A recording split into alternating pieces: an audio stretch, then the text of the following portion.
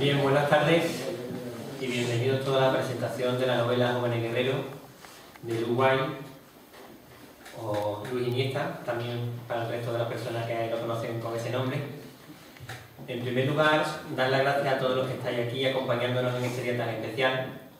Siempre es importante para el autor, por supuesto, vender el libro, pero yo creo que incluso más importante, al menos el día de la presentación, pues es verse arropada con su familia y con sus amigos, ¿no? Eso siempre es una buena forma de empezar.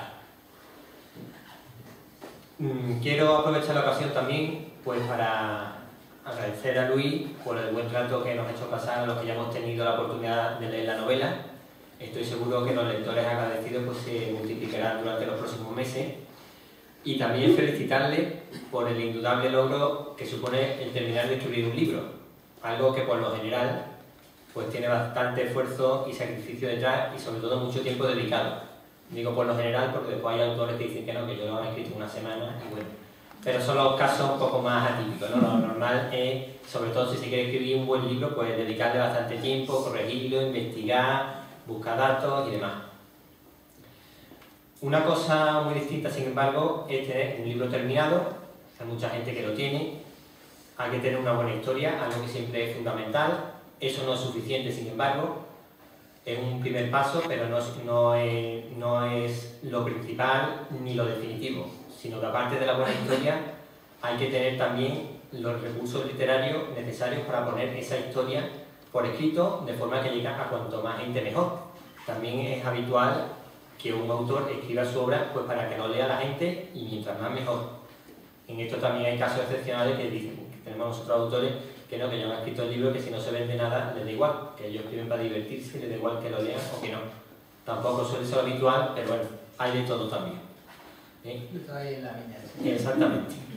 Entonces, cuando ya tenemos la historia, tenemos los recursos literarios para ponerla por escrito, el siguiente paso es verla publicada. Porque una cosa es tener tu obra terminada como una pila de folios encima del escritorio o con memoria, ¿verdad? Exactamente, que suele ser lo más habitual, ahí dejarle un rincón del disco duro, y otra muy distinta pues es ver la obra tal y como la podemos ver aquí hoy, ya diseñada, maquetada, impresa y lista para su distribución y venta. Nosotros en Ediciones Atlantis somos conscientes de las dificultades que muchas veces tienen los autores que están comenzando su andadura pues para ver publicadas sus obras. Nosotros intentamos, en la medida de nuestras posibilidades, pues luchar contra esto, publicando aquellas obras que a nosotros como lectores nos gustaría leer, como es el caso que aquí nos ocupa. No nos preocupamos tanto por el nombre o menos nombre del autor, sino por obras que a nosotros nos gustan, nos entretienen y que pensamos que tienen la calidad suficiente pues, para ver la luz y darles una oportunidad. Por eso también quería aprovechar la ocasión de si alguno de ustedes tiene las mismas inquietudes que Luis o conoce a alguien que las tenga, porque sin ninguna clase de compromiso nos puede enviar la obra editorial, donde con mucho gusto pues, nos la leeremos. Seguimos apostando por el libro en papel de momento, salvo algunas excepciones un poco especiales. Ya me estaba contando Luis que tiene bastantes seguidores en América Latina. Bueno, esa es una de las excepciones que siempre valoramos a la hora de lanzar también el libro electrónico.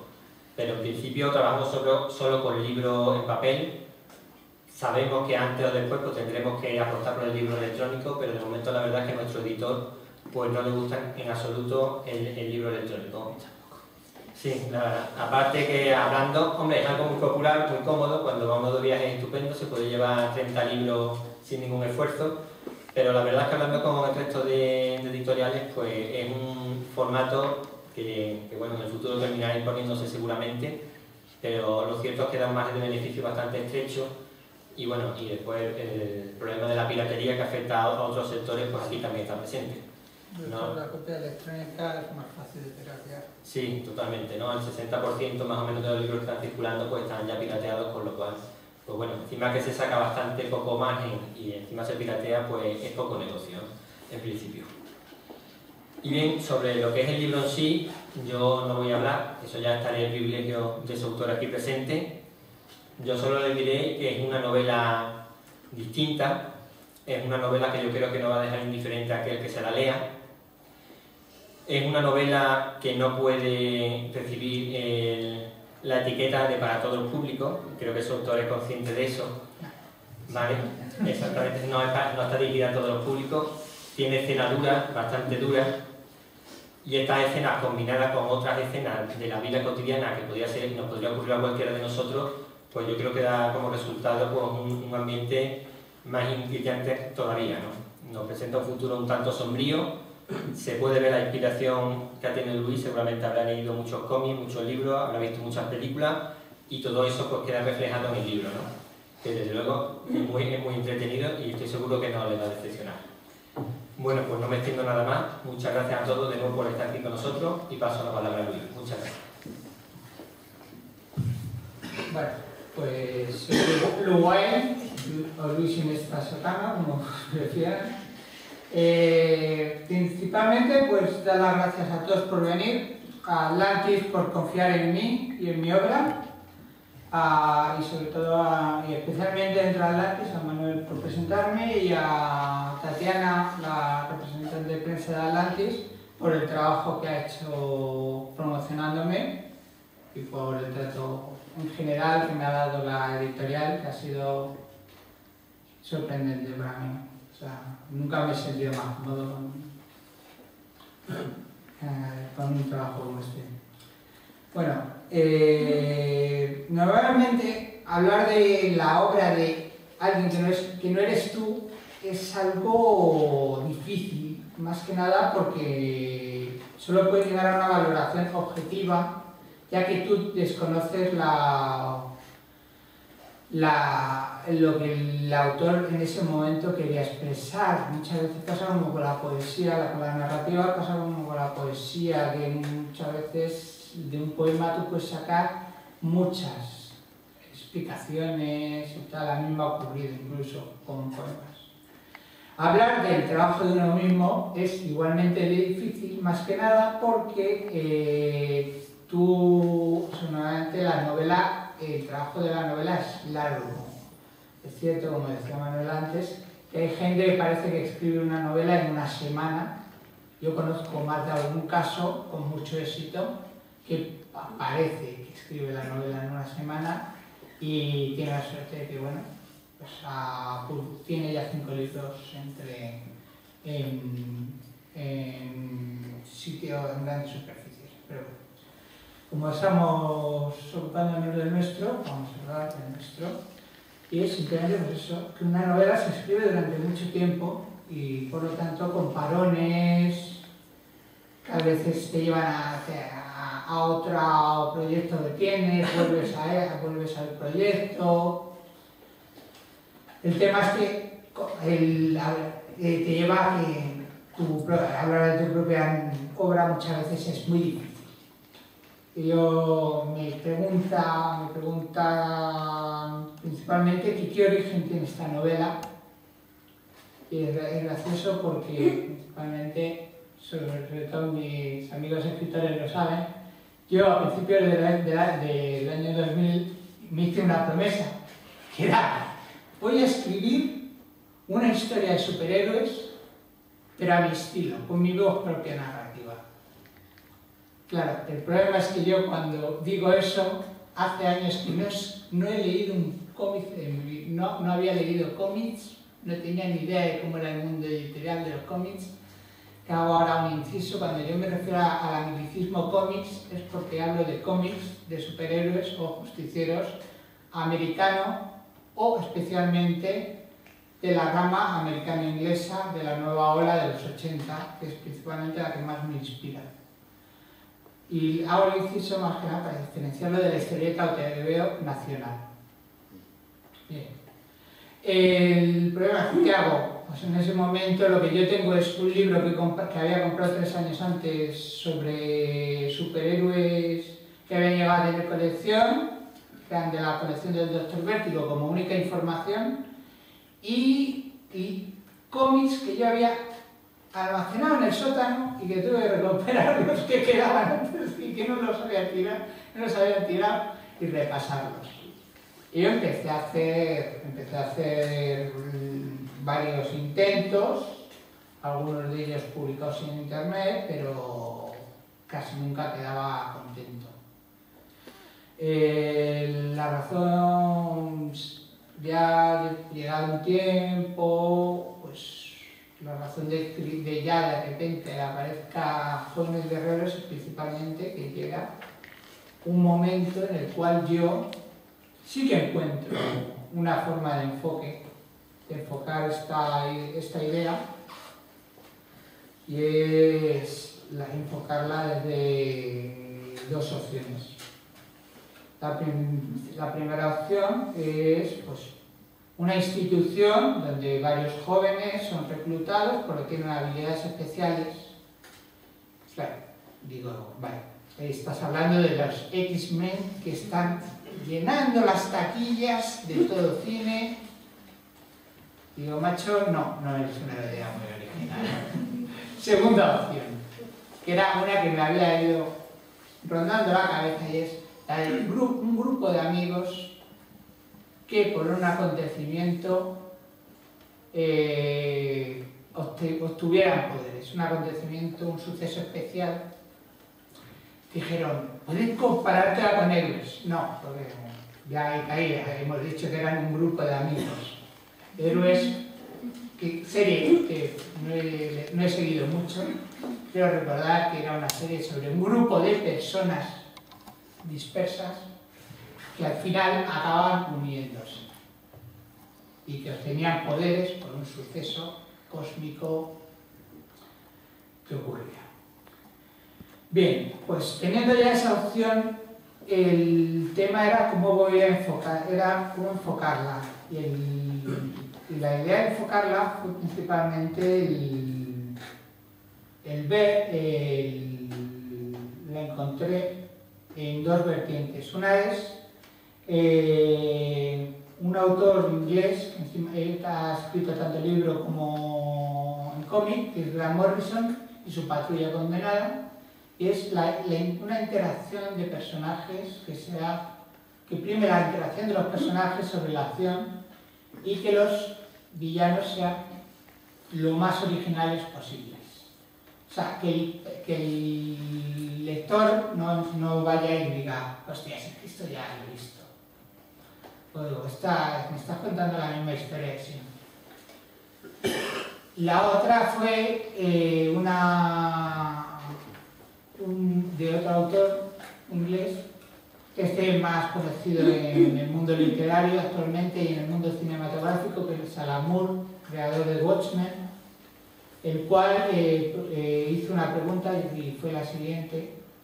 Ya la había hecho cuando escribía en Inglaterra y siguió haciéndola cuando creó Watchmen, y es ¿qué ocurriría si en un mundo similar al nuestro aparecieran personas con superpoderes?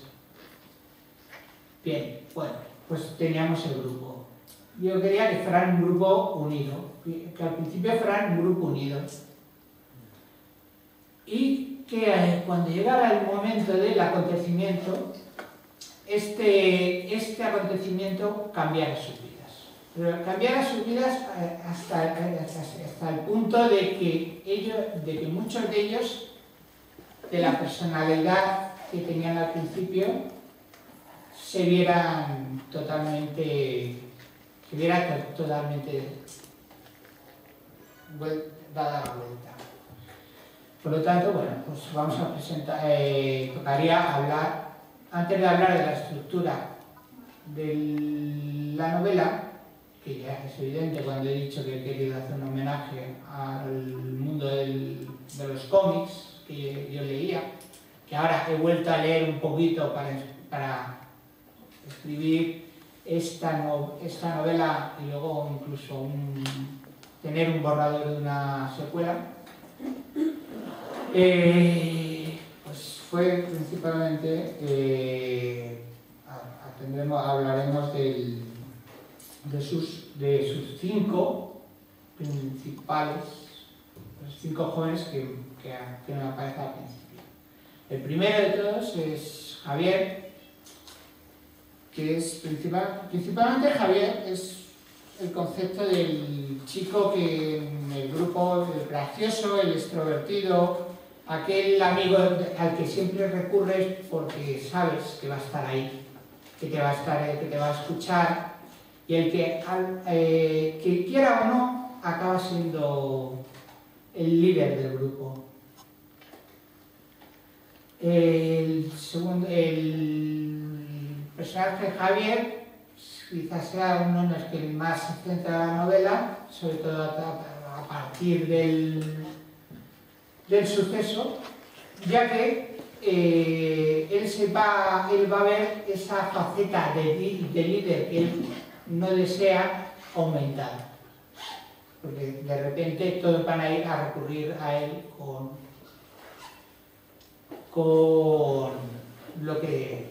sus problemas o con los problemas que están sufriendo a partir de este suceso. El segundo personaje de importancia sería Rosy. Rosy me la imaginé pues, por la típica chica cañón que suele haber en todos los grupos, que atrae la mirada de todos los hombres, pero no quería la típica chica florero que se ha dado en el cómic de sus comienzos. Todos hemos visto que hasta, bueno, todo el que haya leído cómic, y el que no, yo lo digo, ya hacemos un inciso y lo aclaro. La mujer siempre ha sido vista como un personaje florero, como la novia de, incluso cuando tenía poderes, siempre era un personaje secundario al cual se le atribuía una sexualidad, una sensualidad, pero no se le atribuía una iniciativa ni una inteligencia.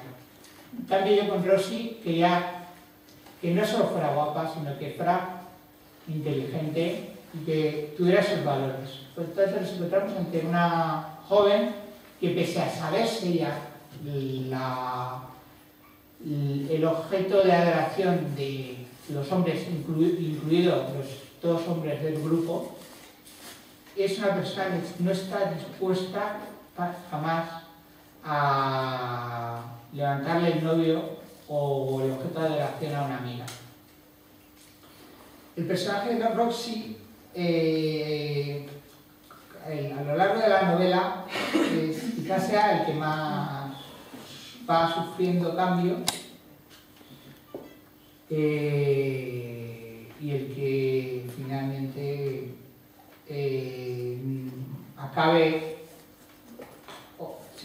acabe planteándose si sus anteriores valores son buenos para ella o para los demás. El siguiente personaje en importancia, sobre todo, va a ser Verónica. Verónica es el soplo de aire fresco que tiene todo el grupo. Es la chica dulce, yo llamo la Pinky Lady, la chica alegre, que siempre siempre está riéndose, siempre es positiva, siempre está preocupándose por ti. Como un caramelo, y al cual pues el suceso también nos la acabará pues un poco traumatizando, más que nada porque ella empezará ya no solo lo que el suceso provoca en ella, sino que lo que provoca en su relación con los demás. Bien.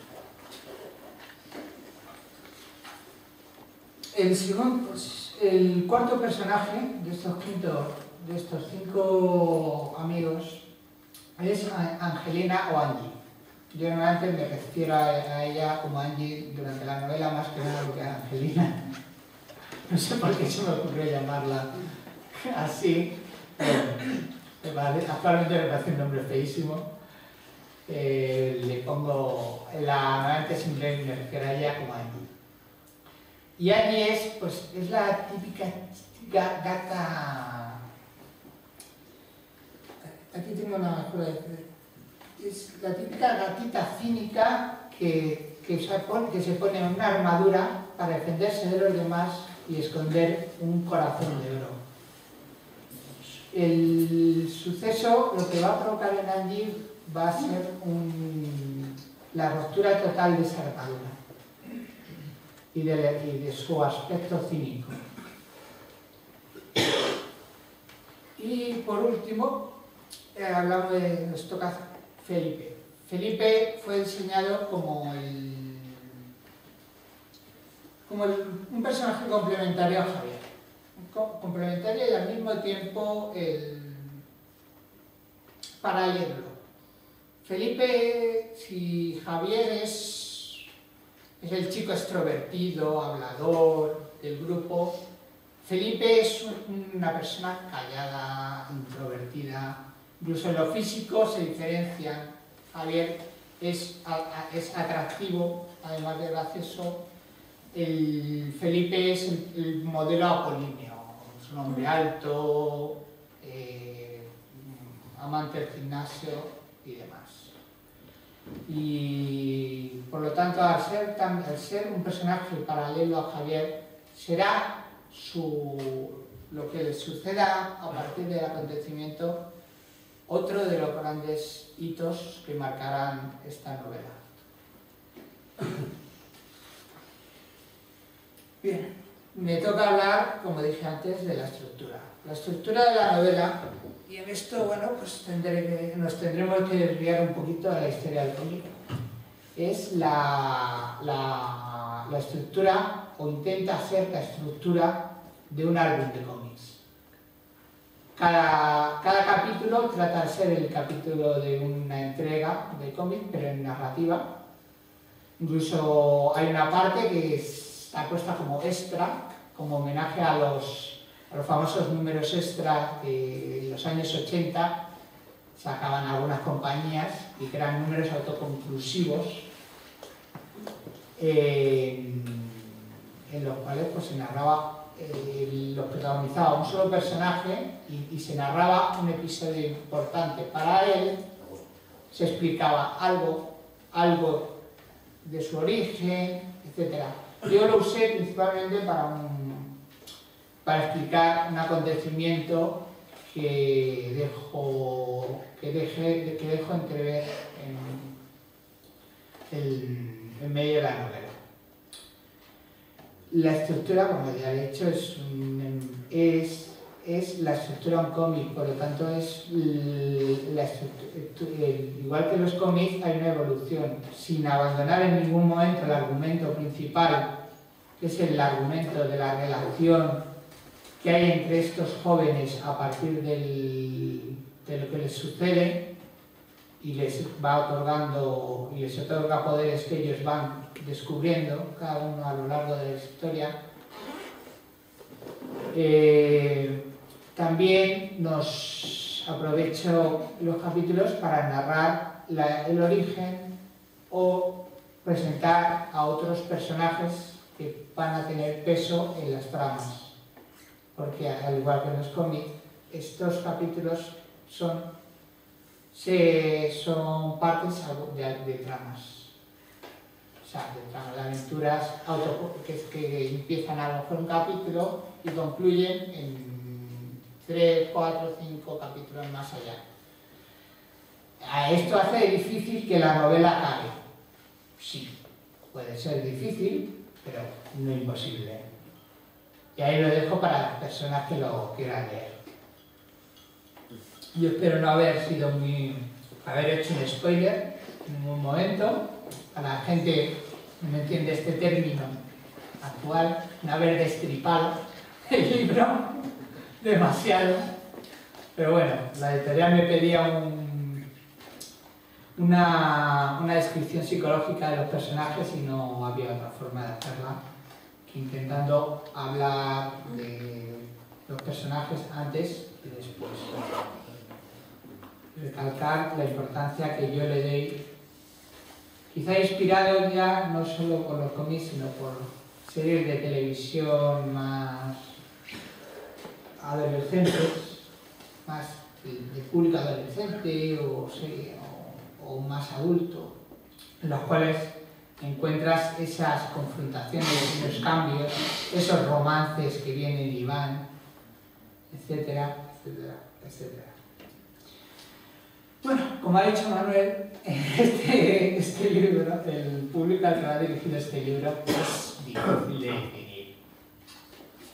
Porque realmente se puede ver como una novela juvenil, ya que es una novela que comienza en un espacio temporal que va desde septiembre del año 2000 o de 1999, creo que era el año 2000, Sí, sí.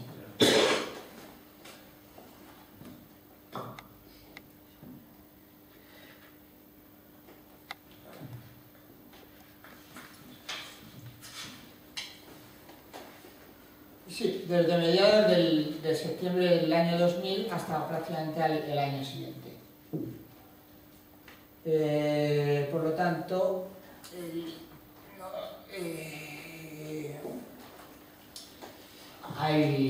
y claro, los personajes en sí son pues personajes que tienen al principio de la novela entre 18 y 19 años. Por eso principalmente me fijé en estas series y en esas confrontaciones.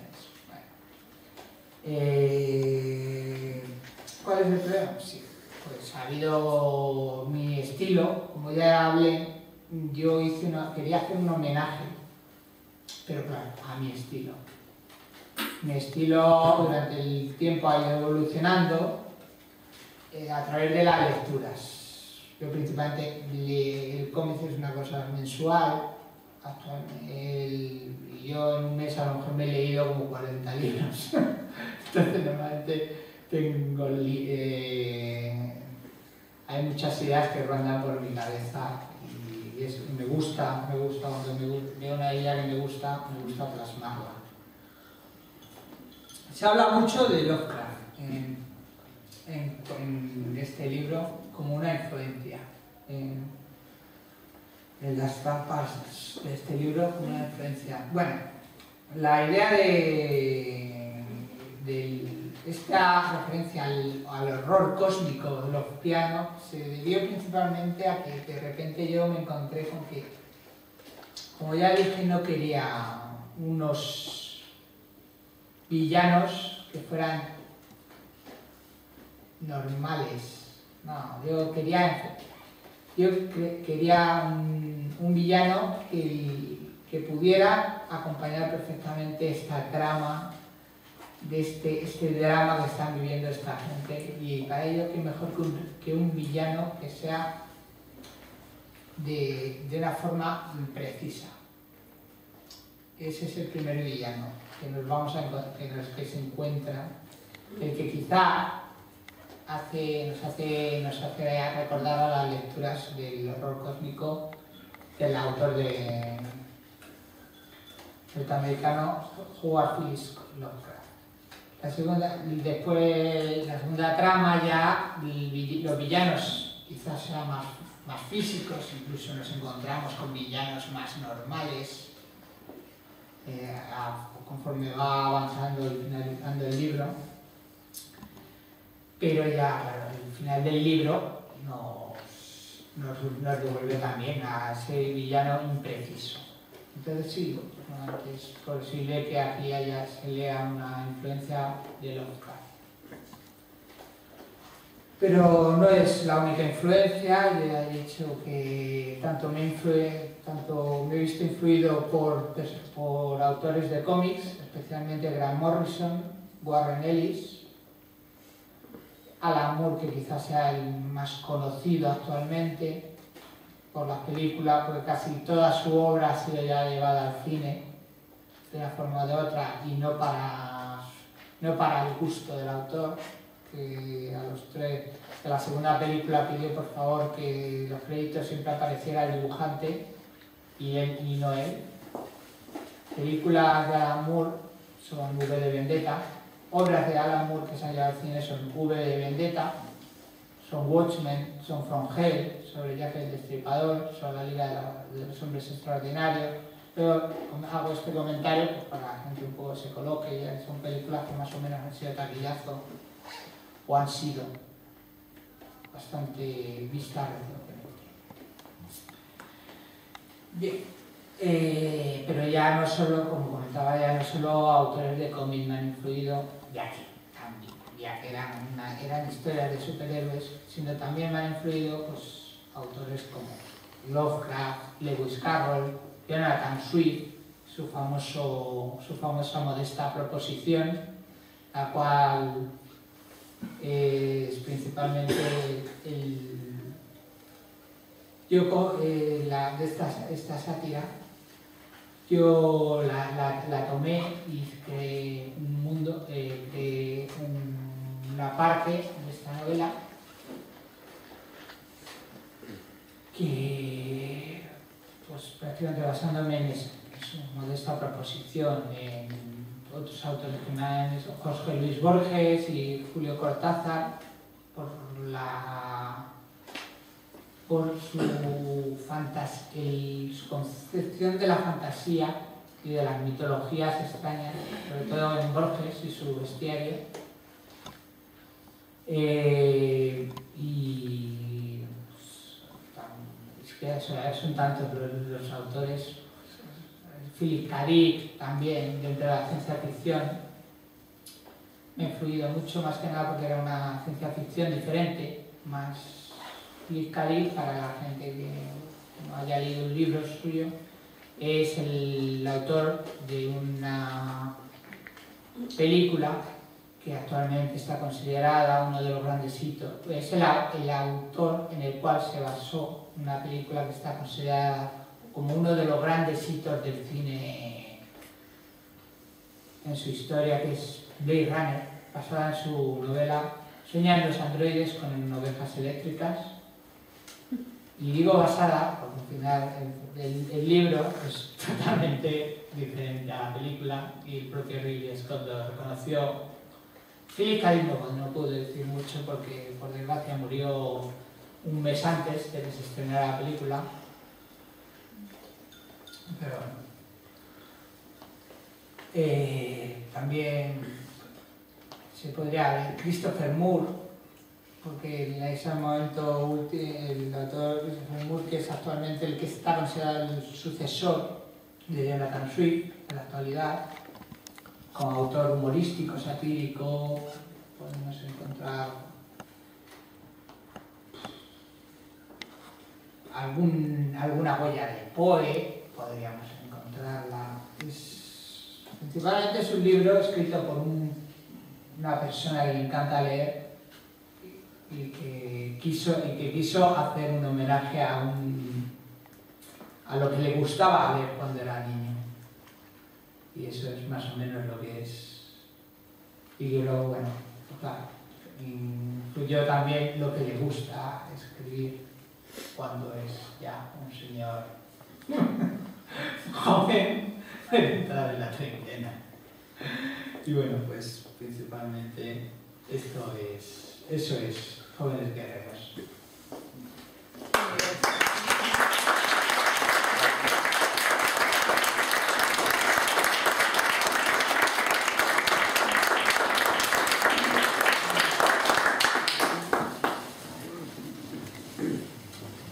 Muchas gracias a Luis por esta magnífica introducción a su obra. Ahora, si alguno de los presentes quiere hacerle alguna pregunta al autor, pues este es el momento indicado.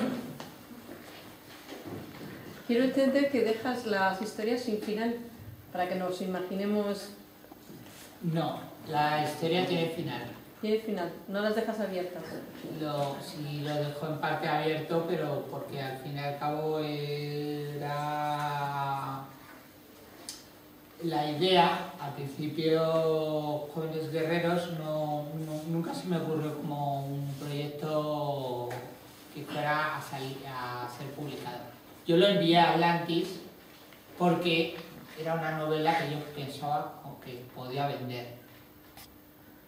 Pero no, yo dejé el final, no abierto, sino en enigma. Dejémoslo en enigma. Pero prácticamente podríamos decir que estaba cerrado. Que está determinada. Estaba cerrado, más que nada porque se deja abierto para que el lector pueda tener cierta esperanza o no tenerla. Que él decida si el final es ese o quiera saber más. Y entonces, si quiere saber más, conseguiremos a lo mejor segunda parte. ¿Piensas hacer una segunda parte? La segunda parte hay un borrador. Ya hay un borrador, muy Hay bien. un borrador de la segunda parte, sobre todo cuando vi que Atlantis tenía interés. Yo que lo único que hago es escribir, porque lo único que sé hacer, prácticamente lo he probado con todo, pues dije, bueno, me vi impulsado a escribir una segunda parte, hice un borrador con ideas que podrían servir. Pues Otros personajes, incluyendo otros personajes a los que ya existían y demás. Pero bueno, para eso hay que leer. Eso ya pertenecería a una charla posterior a la lectura del libro. Bueno, pero el proyecto ya está. Ya tienes la segunda parte. ¿Alguna otra pregunta?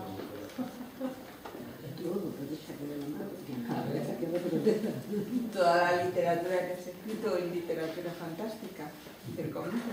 Casi toda, bueno, prácticamente toda es literatura fantástica porque soy un fanático de los cuentos infantiles, de los hermanos Grimm, de Perrault, de Afanasieff.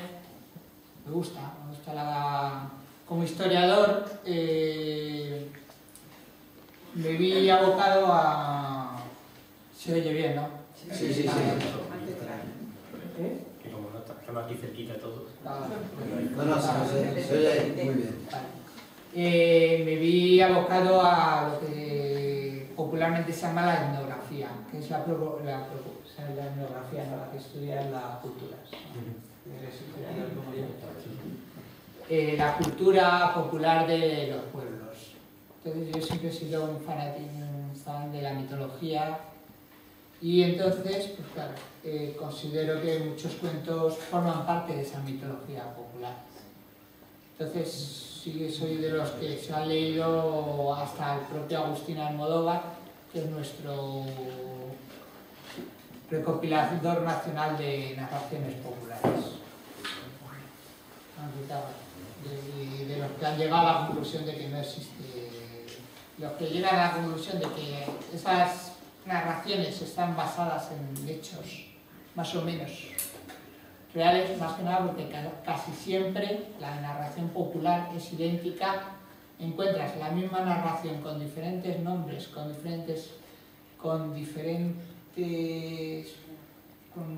cambios muy breves en cuentos como el Pícaro Iván o la famosa historia que llevó a miniserie Fernando Fernán Gómez del Pícaro Juan, el famoso hombreto que encierra a la muerte en un saco. Se encuentra tanto en la literatura de Afanasieff, que es ruso, como en la literatura popular. Bueno, no en la literatura Afanasieff, sino en los cuentos que él recopila Afanasieff, que en Rusia, como en la literatura española, cuando la recopila Agustín Almodóvar. Tanto que lleva a eso lleva mucho interés para alguien que le apasiona la mitología. Por tanto, sí, casi todo lo que yo escribo es actualmente, por mi pasión por el cuento clásico y por la cultura y por los cuentos populares, es fantástico. ¿Algo más? Que a mí no me ha quedado claro al público que iba dirigido. Lo has dejado así como que el público al que va dirigido es un tanto... Sí, pero como valiente. A un público valiente, pero ya me queda claro que es a gente que le guste los cuentos, la mitología, la fantasía, tipo, vamos, se podría decir que es una, vuelvo a repetirlo, se podría decir que es una novela juvenil porque los protagonistas tienen entre 18 y 19 años. Pero no podemos leer hay mucho concepto de... Yo creo que actualmente conozco señoras con 50, 60 años que han leído esa gran saga, por no llamar panfleto religioso, que se llama Crepúsculo, y ellas son señoras de 50, 60, 80 años y les ha gustado. O los Juegos del Hambre, con la cual, bueno, dentro de su crudeza, creo que dentro del género juvenil me puedo sentir más cercano. Por eso, estaría más enfocado al género juvenil. Pero es que el problema es ese, es muy crudo, es muy cruda, tiene escenas muy fuertes que quizá no lo separe un poco del género juvenil. Yeah. Hay que tener en cuenta que el género juvenil normalmente son autoras. Son autoras quienes lo escriben y yo, siempre respeto mucho a la mujer como escritora, más que nada porque es una autora mucho más suave en sus palabras, en sus conceptos. Puede decir lo mismo que tú, pero va a expresar la violencia de una forma más eso. Yo también, entre mis influencias, ha estado siempre la romántica fantástica, el fantástico romántico, actualmente, que no es Corín Tellado, aunque se encuentran en los mismos estantes. Romántico fantástico, que es desmintiendo un poco lo que la gente suele creer como literatura romántica, son novelas de contenido sexual muy explícito. Entonces, hay actualmente, yo me acuerdo, escuchaba en la radio hace poco que el libro más vendido en España era El Maestro del Escorial, seguido por los días siguientes literatura erótica. O sea, erótica pornográfica o lo que su autora llamó, porque claro, los tres siguientes eran las famosas sombras de Grey, los autores llamó porno para amas de casa. Por lo tanto, sí, desmintiendo un poco una de mis influencias ha sido esa. Incluso igual que ha podido ser Boris Vian, que me he leído una novela de Boris Vian, salga la crudeza que hay en un relato, una novela de Boris Vian. Así que... Pues nada, ya lo leeremos. Nos encontramos ante, claro, una novela que puede abarcar muchos géneros al mismo tiempo, el terror, el horror, el juvenil. Yo en ningún momento, mi estilo no me gusta encerrarme en ningún género, entonces, y tampoco me he visto nunca queriendo escribir una novela juvenil. Si esta novela acaba en el estante juvenil, pues bien.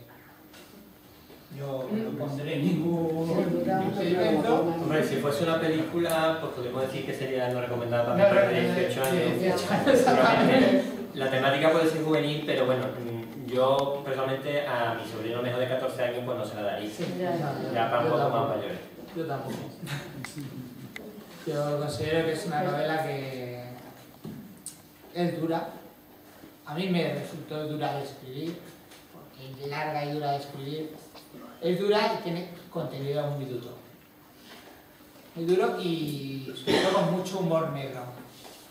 Edulcorado, no edulcorado, sino más bien, vamos a ver, matizado con mucho humor negro. O sea, esa dureza, al fin y al cabo, tampoco me gusta mucho a mí eso de la violencia por la violencia. Y cuando en mi ser aunque en su momento a mí se me tildó del rey del gore, nunca he sido un autor que le guste recrearse en la violencia, y siempre que he tenido que hacerlo, siempre lo he hecho con mucho sentido del humor y con sentido del humor negro. ¿Alguna más pregunta? Bien, la gran pregunta se harán todos: ¿por qué firmo como Luguay y como...? Yo sé que creo que hay muchos que se lo hacen, ¿verdad?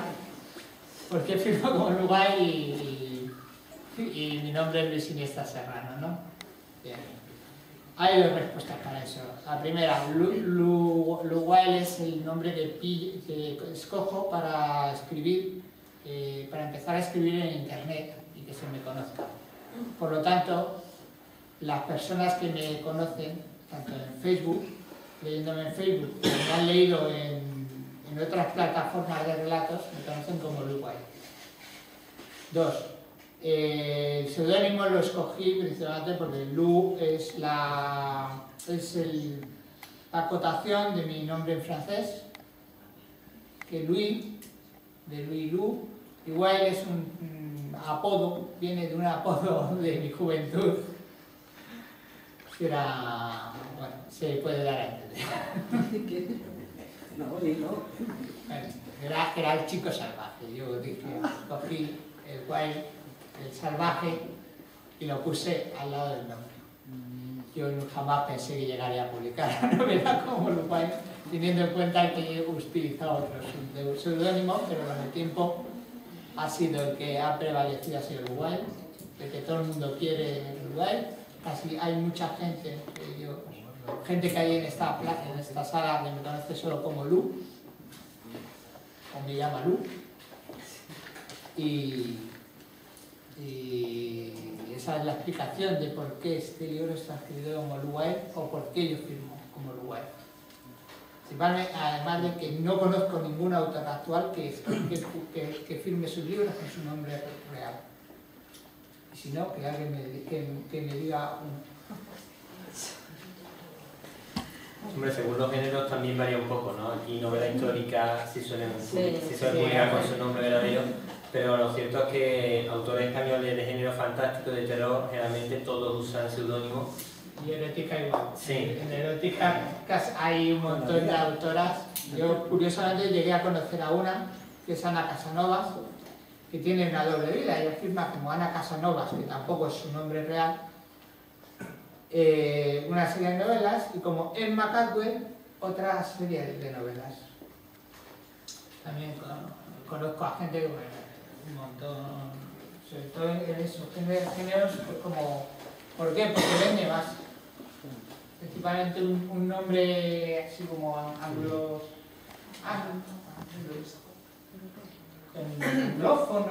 tal, vende más, ¿verdad? Sí, por alguna extraña, que no le hace falta. por alguna extraña razón que no comprendemos, pues la literatura fantástica española pues tiene mala fama. No sé en cuanto se piensa que siempre de menos calidad, que no es en absoluto así, pero bueno, tiene esa reputación. Pasa como con el cine, Sí. no ha habido una escuela a lo mejor. Y la verdad es que por desgracia tú presentas una novela de género fantástico al librero, ve que tiene nombre que está escrito por español y no la quiere. Entonces generalmente es más fácil que entre con un seudónimo que parezca que es americano el autor que sea español.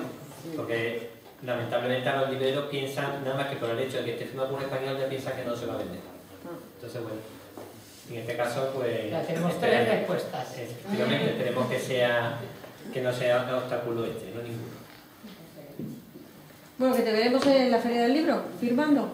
No sé, eso ya depende del Atlantis o de Neverland. Pues sí, está cosa complicada este año porque van menos casetas, hay menos dinero para ir y previendo la situación, el ayuntamiento ha subido considerablemente las tasas, así que más complicado lo pone, exactamente, lo pone más complicado, pero bueno, vamos a ver qué se puede hacer.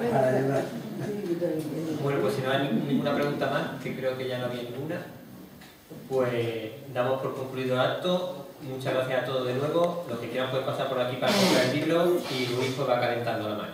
Muchas gracias.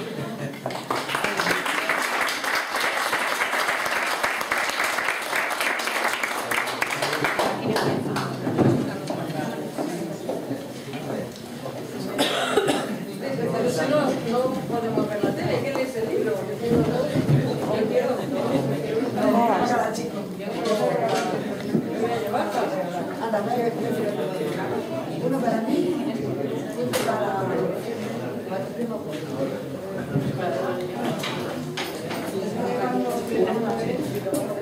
Para Eva, ella ya sabe. Ah, bueno, ¿cuál es el